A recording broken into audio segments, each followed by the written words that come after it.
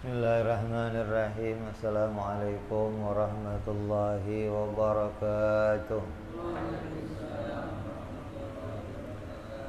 Al-Fatihah ila ruhi Sayyidina wa Habibina wa Syafi'ina Rasulillah Sayyidina Muhammad ibn Abdillah sallallahu alaihi wa ala alihi wa ashabihi wa azwajihi wa dhurriyyatihi أن الله يعلي درجاتهم بالجنة وينفعنا بأسرارهم وأنوارهم وعلومهم ونفحاتهم وبركاتهم في الدين والدنيا والآخرة ويجعلنا من حزبهم ويرزقنا محبتهم ويتوفانا على ملتهم ويحشرنا في زمرتهم بالعافية والسلامة لهم. الفاتحة. أعوذ بالله من الشيطان الرجيم. بسم الله الرحمن الرحيم. الحمد لله رب العالمين الرحمن الرحيم مالك يوم الدين. صراط المستقيم صراط الذين أنعمت عليهم غير المغضوب عليهم ولا الضالين. آمين. بسم الله الرحمن الرحيم. نويت تعلم وتعليم وتذكر والتذكير والنفع والانتفاع والإفادة والاستفادة والحث على التمسك بكتاب الله وسنة رسول الله صلى الله عليه وسلم إلى الهدى والدلالة على الخير ابتغاء مرضاته وقربه وثوابه وحسن الخاتمة مع اللطف والعافية وصلاح العاقبة. Bismillahirrahmanirrahim. Alhamdulillah rabbil alamin. Wassalatu wassalamu ala asyrafil anbiya'i wal mursalin Sayyidina wa habibina wa syafi'ina wa maulana Muhammadin wa ala alihi wa sahbihi ajma'in. Amma ba'du. Qala musanniful kitab rahimahullah wa nafa'ana bihi wa bi'ulumihi fid darain. Allahumma aftah qulubana futuhal arifin wa bihikmatika wansur alaina birahmatika ya arhamar rahimin. Ila an qala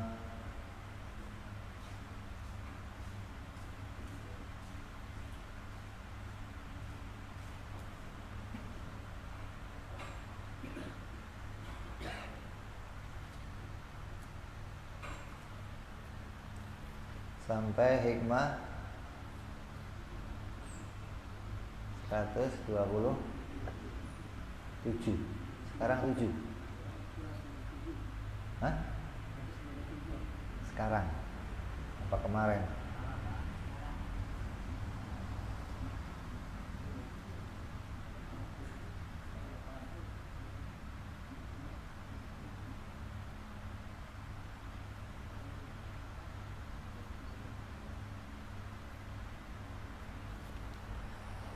Alima annaka la taqbalun nushal mujarrada fadawwaqaka min dawaqiha ma yusahilu alaika wujuda firaqiha.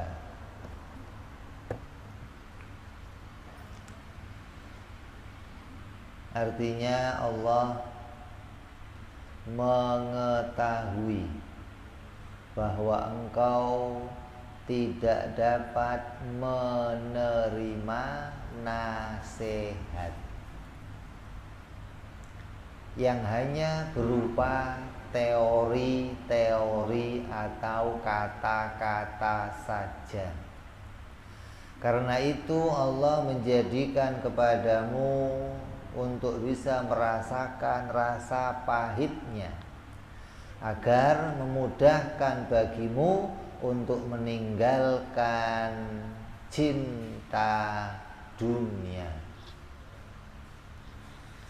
Ini makna terjemahnya.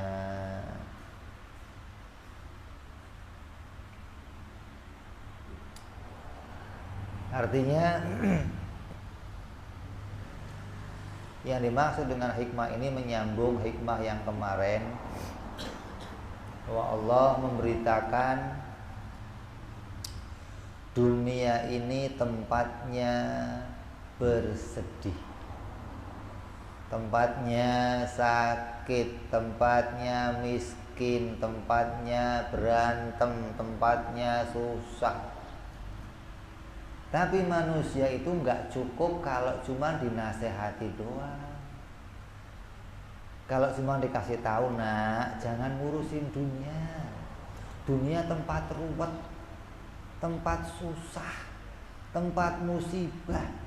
Kamu dikasih tahu nggak mempan, kata Allah. Kenapa? Karena kamu nggak cuma butuh teori-teori atau kata.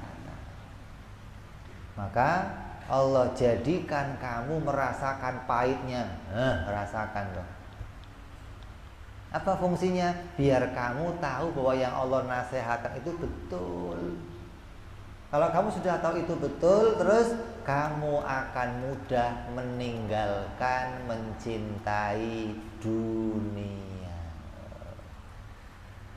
Jadi ada hikmah yang Allah tetapkan di situ. Allah menjadikan kamu mendapatkan berita bagaimana keadaan dunia, pahitnya dunia, susahnya dunia. Tujuannya atau hikmahnya apa? Agar kamu nggak cinta sama dunia. Tapi kan kamu nggak cukup dinasehatin doang, karena cuma nasihat masih ngeyel. Ya kayak kamu, nak, ini api panas, masa sih, pegang dulu, begitu nyes, oh iya panas. Kalau cuma diomongin ini api panas, nak, nggak mempan. Harusnya gimana? Ambil rokok yang gede lisong tuh, tempelin, nyes, baru oh iya panas.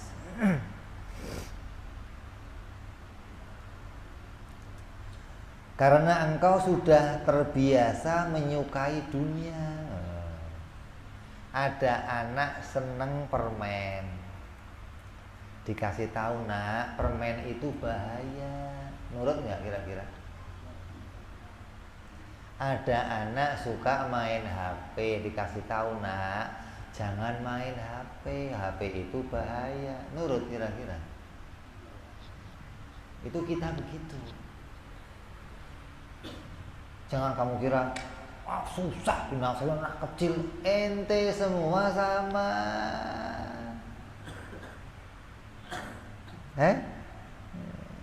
Allah menjadikan ada anak kecil yang dinasehatin susah sebagai gambaran. Kalau dia sudah suka permen, tapi begitu sakit gigi, mau permen? Enggak. Begitu mata udah mendulu sakit, mau main HP? Enggak. Baru lo ngerasain. Jadi manusia itu enggak cuma butuh kata-kata. Allah tahu itu. Maka Allah jadikan kamu merasakannya, biar kamu segera meninggalkannya. Anak kecil kalau sudah tahu permen itu bikin sakit gigi, nggak akan mau makan lagi. Kalau masih sakit, sudah lupa, makan lagi. Inilah keadaan kita yang diberitakan dalam hikmah kali ini oleh Imam Ahmad Ibnu Athaillah. Oleh karenanya Allah memberikan sakit sebagai musibah agar kamu mencicipi yang demikian, dan itu meringankan kamu berpisah dari dunia. Coba, Begitu anak itu sakit gigi, pisah dengan permen itu gampang.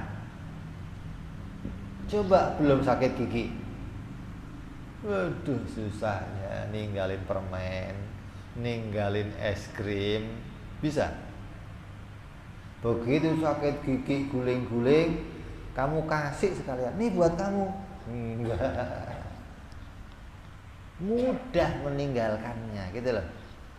Hah? Begitu matanya sakit, kasih HP lagi, enggak. Mudah meninggalkannya. Jadi hikmahnya Allah memberikan itu, Allah memudahkan kita. Jangan, kenapa saya dijadikan begini sama Allah? Itu hikmahnya kamu biar mudah meninggalkan dunia. Kitanya enggak begitu. Nunggu sembuh, balik lagi. Padahal dijadikan begitu biar kamu kalau nanti sembuh enggak balik lagi. Tapi wong dasarnya seneng. Begitu sembuh, udah enggak ngerasain sakit, makan permen lagi. Namanya tobat sambel. Kalau ada sambel, wah, tobat gua. Begitu enggak ada sambel, nanyain, enggak ada sambelnya, enggak enak makan loh. Lu kemarin tobat dikasih sambel, sekarang nanyain sambel. Ya, itu keadaan kita demikian. Umumnya manusia jika diuji dengan penyakit yang sangat parah, ia akan menginginkan kematian. Coba kamu diuji sama Allah dengan penyakit yang parah, yang begini susah, begitu ya Allah. Mendingan mati aja ya Allah. Ya. Kalau sehat, lu mau mati nggak besok? Mbok ya mati besok? Enggak. Masih indah di dunia. Begitu dikasih sakit yang parah, mudah meninggalkan dunia. Hatta mati dia nggak keberatan. Kenapa? Karena Allah jadikan rasa sakit pada dirinya hingga dia sudah nggak lagi cinta pada dunia. Coba Allah nggak kasih sakit, nak, dunia itu nggak ada indahnya apa-apa. Akhirat lebih indah. Ayo ke akhirat. Enggak, nanti aja ya Allah. Coba lu tanya coba, nanti mau mati sekarang? Enggak, nanti aja. Padahal bertahu ini dunia tempat taat, tempat susah, tempat tangisan, tempat berantem. Jangan di sini, mendingan di akhirat. Mau mati sekarang? Enggak, nanti aja. Loh, betah di dunia begitu. Jadi manusia itu enggak cukup dinasehati. Maka Allah kasih sedikit. Kita ngerasain, mau ya Allah. Siap sekarang, siap ya Allah. Nah, itu begitu. Dan berharap agar matinya cepat malah coba. Begitu dikasih sakit yang luar biasa, ya Allah, kapan matinya ya Allah. Padahal begitu sehat, lu mau mati? Enggak. Begitu dikasih sakit yang parah, pengen mati, malah kadang nanyain kapan ya Allah matinya, kok belum mati. Jadi nggak seneng sama dunia, jadi benci sama dunia ketika dia baru merasakan, oh ternyata dunia sakitnya seperti ini, pahitnya seperti ini, susahnya seperti ini. Kamu diajak ngomong, kasih tahu nggak percaya. Gimana lagi? Ia rela berpisah dengan kenikmatan dunia sehingga datangnya penyakit seperti ini adalah nikmat yang teragung dari Allah. Jadi ujian yang Allah datangkan, yang hasilnya membuat kita nggak cinta dunia, itu ujian terindah yang Allah berikan. Maksudnya begitu. Kadang kita nggak begitu, kalau ngasih ujian jangan yang begini-begini amat ya Allah, kayaknya berat bener. Kenapa? Karena kamunya masih senang orang masih senang permen, begitu dikasih sakitnya kok sariawan, susah bener, makan susah, apa susah, padahal masih pengen makan permen. Tapi gara-gara ya Allah, mbok ya kalau sakit jangan sariawan, mendingan bisul aja ya Allah, milih sakitnya. Kenapa? Kalau bisul kan mulut masih sehat, masih bisa makan, saking senengnya permen. Jadi kamu dikasih tahu kalau permen itu bahaya, nggak percaya. Kecuali dijadikan betul-betul kamu sakit sariawan, sakit panas dalam, baru kamu merasakan oh ternyata. Syukran. Nyambung apa nyambung?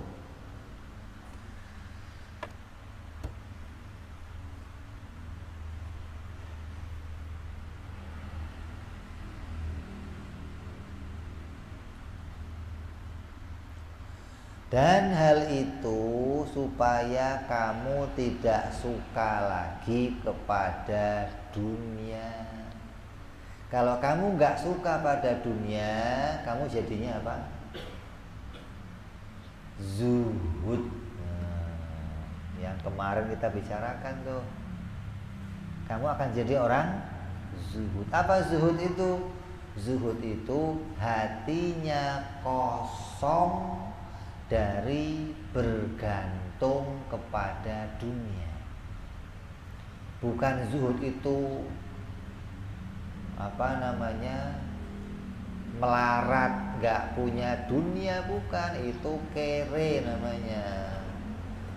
Zuhud itu ya punya dunia. Orang zuhud mah pakaiannya sobek-sobek, itu zuhud apa begitu? Bukan zuhud.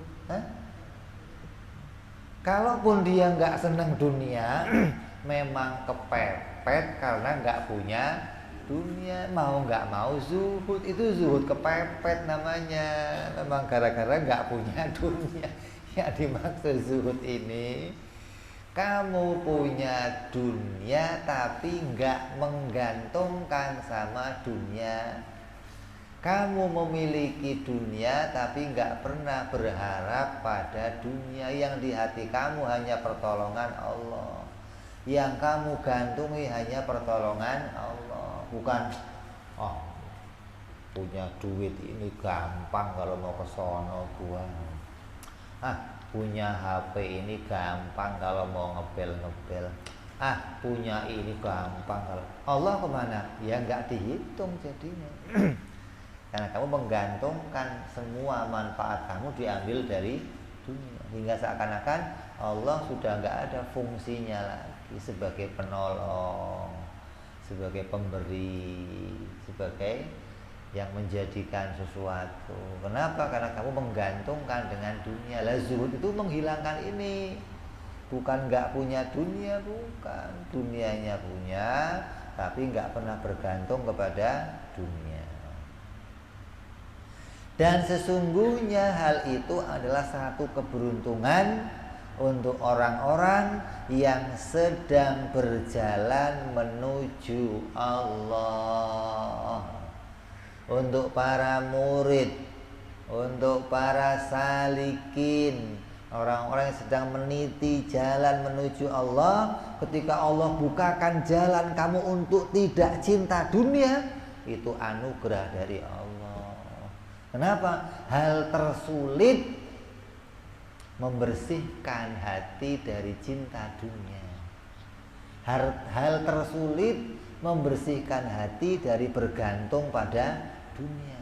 Lah kok tiba-tiba kamu dikasih pertolongan sama Allah, jadi nggak seneng dunia, nggak cinta dunia, nggak ngelirik dunia. Oh iya, perjalanan kamu langsung menuju Allah cepet. Nggak ada yang menghalangi. Ibaratnya kuda yang tadinya kalau lari itu tengok, asal ada yang bening-bening, wah itu dia. Begitu dikasih kacamata kuda, lempeng cepet jalannya. Kenapa? Karena nggak sempet ngelirik kanan kiri. Itu maksudnya. Jadi ini keberuntungan gitu loh. Allah menjadikan untuk kita ujian, yang mana ujian itu membuat kita nggak senang dunia, itu anugerah yang luar biasa dari Allah bagi para salikin, bagi para muridin. Kalau yang nggak begini, ini ujian yang mengesalkan, ujian yang menyedihkan. Kenapa saya diuji begini? Bu ya, yang diuji Cina aja ya Allah, jangan saya. Orang-orang kafir masih banyak ya Allah. Kenapa saya yang diuji begini ya Allah? Itu bagi orang-orang yang sedang tidak menuju Allah, menganggap ujian ini menghalangi dia merasakan dunia.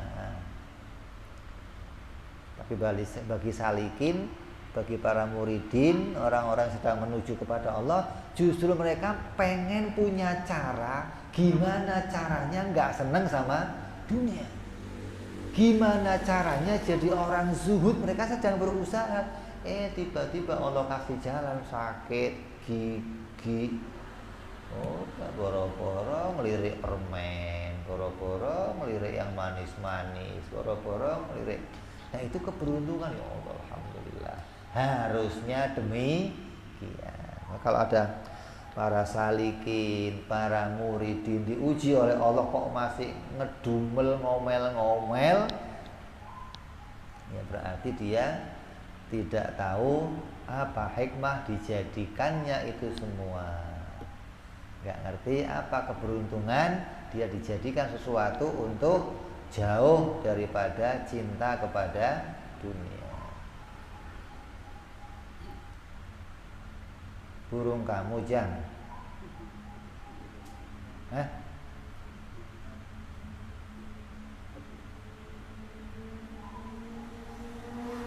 Bangkok.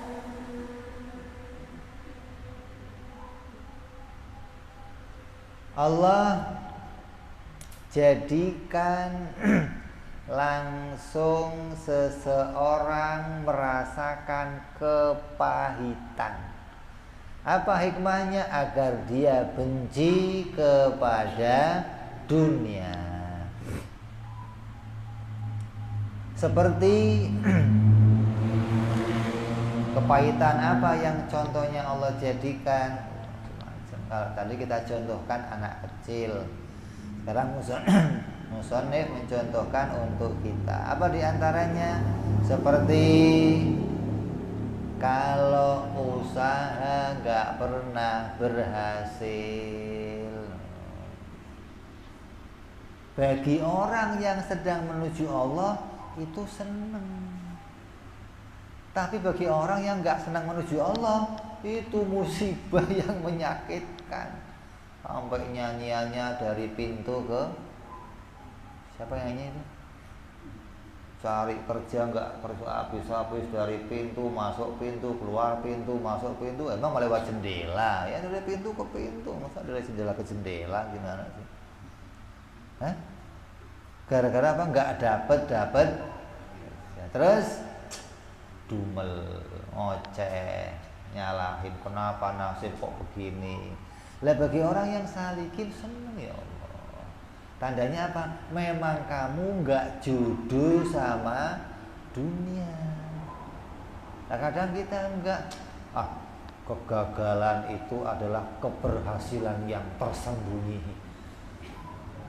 besok lebih giat lagi, usaha lagi, besok lebih. Aduh, ini bukan malah seneng malah. Terus susah cari jodoh. Kalau ente kan mendingan ikut biro jodoh langsung kayak di TV itu ya ada ya. Kenapa? Gua mah jomblo kelamaan, gua laku-laku. Jadi apa? Minta tolong agen pencari jodoh, saking nggak dapat-dapatnya. Begitu masuk agen pencari jodoh masih nggak dapat juga, ya Allah. Mestinya yang begitu mikir ada apa, begitu mestinya. Bukan gimana caranya bisa berhasil, maksain. Sakit yang tak kunjung sembuh, berobat ini nggak sembuh, berobat ini nggak sembuh, berobat ini nggak sembuh. Itu hikmahnya biar kamu hatinya ngomong, ya Allah, udahlah mati aja ya Allah. Kenapa? Kalau mati saya bisa jumpa Engkau ya Allah. Itu begitu hikmahnya, yang Allah mau itu begitu. Intinya malah ngomong belum nih dokternya belum jodoh, ganti lagi. Nanti nggak pengen mati aja? Enggak, udah sakit parah masih nggak pengen mati. Pengen mati itu bukan langsung betul-betul mati, bukan maksudnya. Pengen mati itu tandanya kamu rindu Allah, nggak seneng dunia. Ada orang yang pengen mati sampai matinya bunuh diri. Ini bukan pengen mati yang baik. Pengen mati yang seperti ini malah menjauh dari rahmatnya Allah. Kenapa? Karena dia menganggap Allah tidak bisa memberikan jalan keluar, hingga dia bunuh diri. Tapi orang-orang yang dijadikan sakit seperti ini tahu, oh ini Allah sedang menguji saya agar saya nggak seneng sama dunia.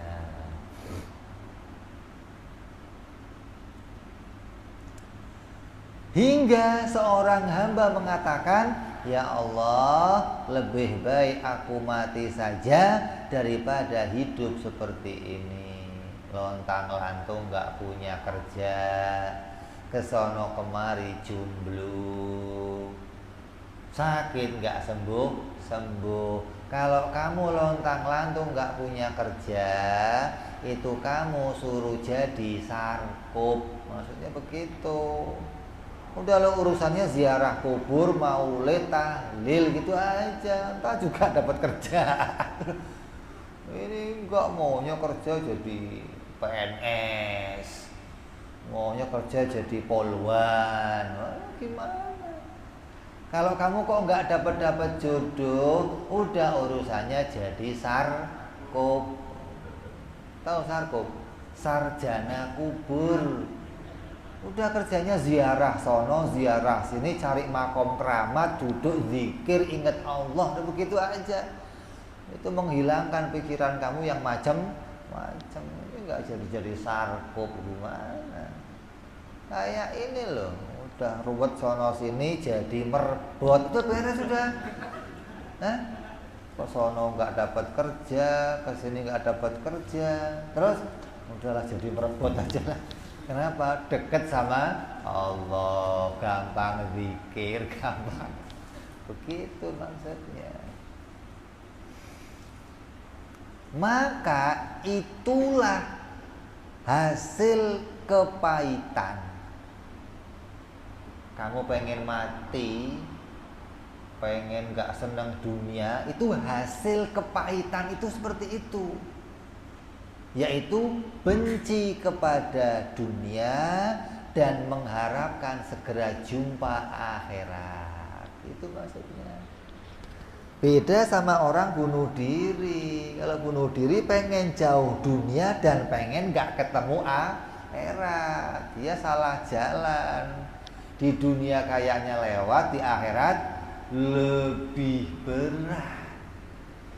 Di dunia paling urusannya punya musuh.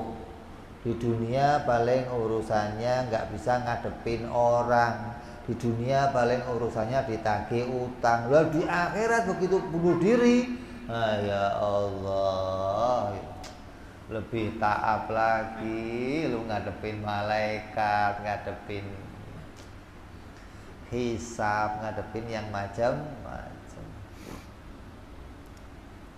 Nabi Shallallahu Alaihi Wasallam bersabda, siapa orangnya yang cinta untuk berjumpa dengan Allah, maka Allah cinta berjumpa dengannya. Orang yang cinta, rindu untuk jumpa dengan Allah, pengen cepet-cepet ninggalin dunia, gak seneng sama dunia, maka Allah itu alamatnya orang yang dicintai oleh Allah.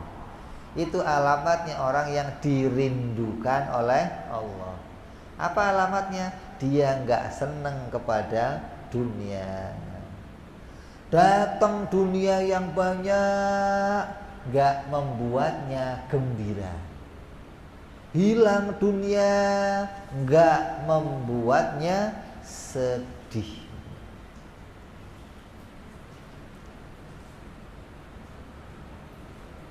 Dan sebaliknya, siapa orang yang tidak suka berjumpa dengan Allah, maka Allah juga tidak suka berjumpa dengannya. Suruh mati nggak mau. Kenapa? Memang Allah nggak pengen kamu buru-buru mati. Kenapa? Allah nggak seneng kamu. Maksudnya begitu. Kalau kamu kok seneng, bukan gua mah lagi seneng dunia. Oh, urusannya bukan kamu seneng gak seneng, urusannya Allah seneng apa enggak gitu loh. Kalau Allah seneng ya kamu cepet diambil sama Allah, dimuliakan. Kalau Allah gak seneng sama kamu, ya udah, dijadikan kamu jadi hamba-hamba yang terus berada di dunia dalam kesusahan. Habib Abdullah bin Al-Haddad radhiyallahu an sahibur ratib, beliau berkata, terkadang seorang murid, seorang salik, orang yang menuju kepada Allah itu diuji dengan kemiskinan,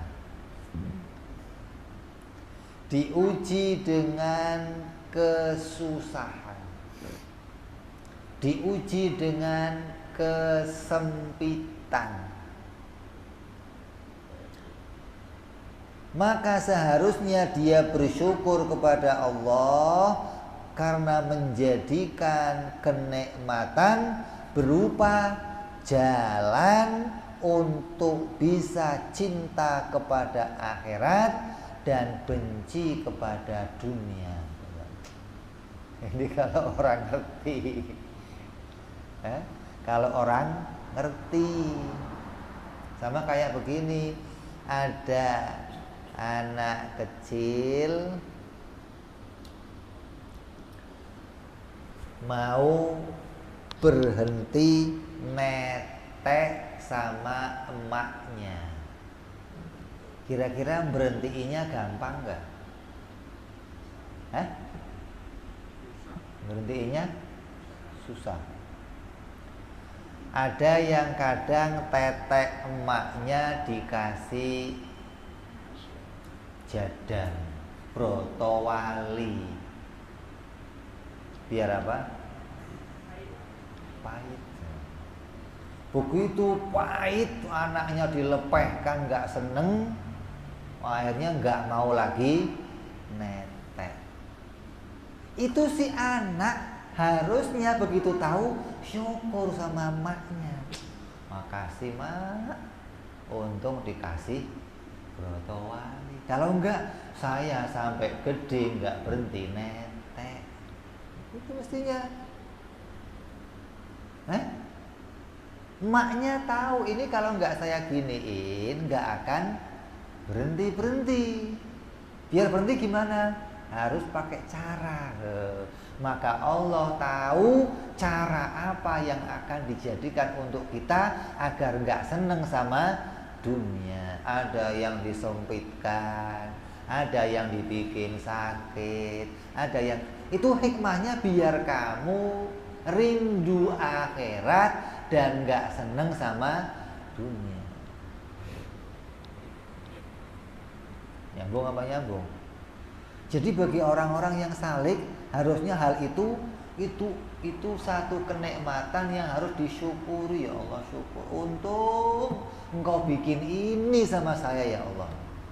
Ini bagi orang-orang yang ma'rifat, yang arif kepada Allah. Kalau enggak sialan. Nah, begitu keluarnya. Repot juga ini. Ini orang-orang yang jauh dari Allah, nggak ngerti tujuan, nggak menuju kepada Allah, nggak pernah rindu sama akhirat. Begitu sama emaknya dikasih broto wali, kasih jadang, dasar emak sialan. Oh, nggak ngerti masalahnya. Emaknya dicaci maki.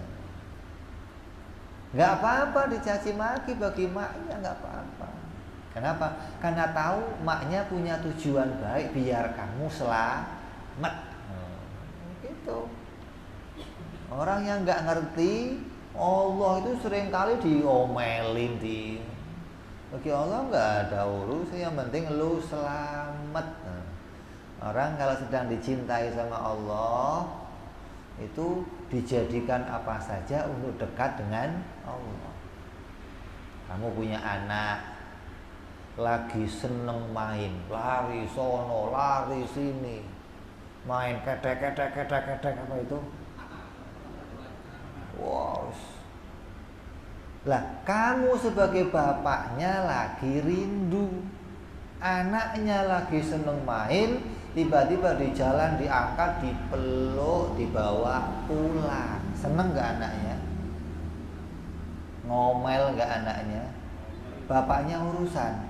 Gak urusan, gua lagi seneng, gua lagi rindu sama ente, tetep aja dibawa. Pak, lepasin pak, mau main pak, gak ada urusan. Ada orang yang sakit, ya Allah mau sembuhkan, ya gak disembuhkan. Allah lagi seneng kamu begitu. Dibikin miskin, ya Allah mau dibikin kaya, kamu harta nyupan gak bakal kaya enggak. Kenapa? Allah senang kamu begitu. Kok pengennya malah kaya? Lagi disenengin sama Allah, keadaannya begitu, gitu loh. Biar kamu usaha berubah. Karena Allah senang dengan keadaan kamu yang demikian. Ini mestinya keberuntungan bagi orang-orang yang cinta akhirat. Beda sama orang-orang yang gak pernah urusan sama akhirat. Maka seharusnya dia bersyukur karena Allah menjadikan dia jalan untuk cinta akhirat dan benci kepada dunia. Kalau musannif ngasih gambaran begini, seperti orang yang mendaftar masuk sekolah,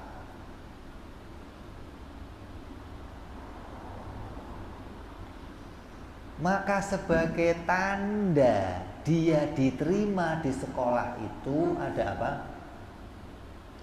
Ujian.